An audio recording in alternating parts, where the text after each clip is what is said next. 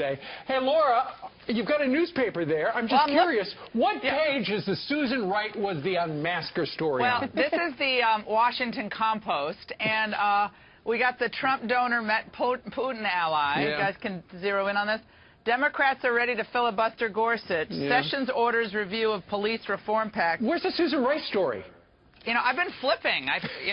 There's a story about a dog that was rescued from a. No, I'm just. Check the one. I mean, every manner of story, but I can't find any story about Susan Rice. Brian It must be here sent it on somewhere. A16. Was that in the Times? Oh, you have the New York Times? It tells you the headline. The headline's even just said, Steve, could you hold grab the New York Times there? Right. I can't find it in the Washington Post at all. Susan, I mean, because I'm sure if I'm sure if someone like Condi Rice or any of the national security team of George W. Bush had spied on Barack Obama, right. It would be front page. Yeah, no, that wouldn't be a story or anything for the Washington Post. I mean, it's so shameless. In the New York Times, the headline on page A16, Trump tries to deflect Russia scrutiny, citing a crooked scheme by Obama.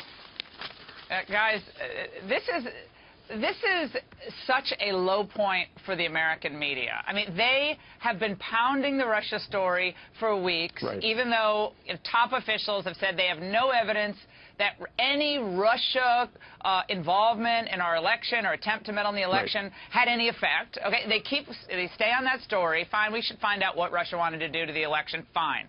But now we have a close confidant of both Hillary Clinton, who was running against Donald Trump, and Barack Obama, the same woman who went out on 4 Sunday shows and lied about the attack on Benghazi. She was that trusted and that relied upon that they sent her out to sell that lie endlessly on television. This very same person just decides one day, I want to unmask all these identities of people from these particular phone numbers in raw intel reports. Now, did she do all of that on her own?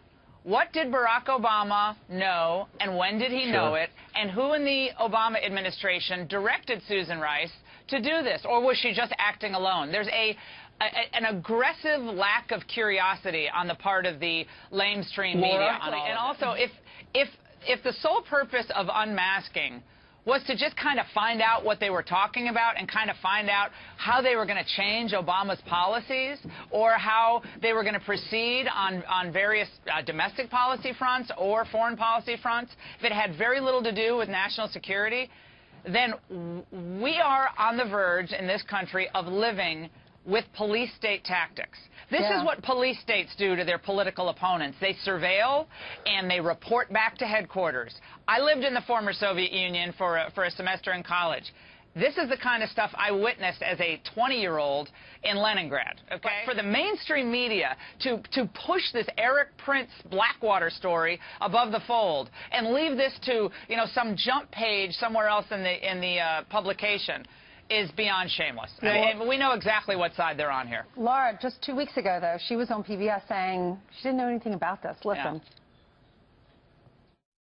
I know nothing about this. I was surprised to see reports from Chairman Nunes on that count today. I really don't know to what Chairman Nunes was referring, but he said that whatever he was referring to was a legal, lawful surveillance, and that it was potentially incidental collection.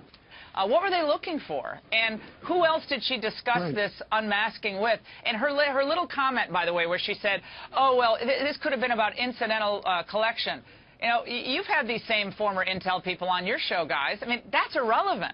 Whether it was incidental or not, if she had a political motive for doing what she did, that is reprehensible. It could be unlawful, and more investigation needs to go on about this.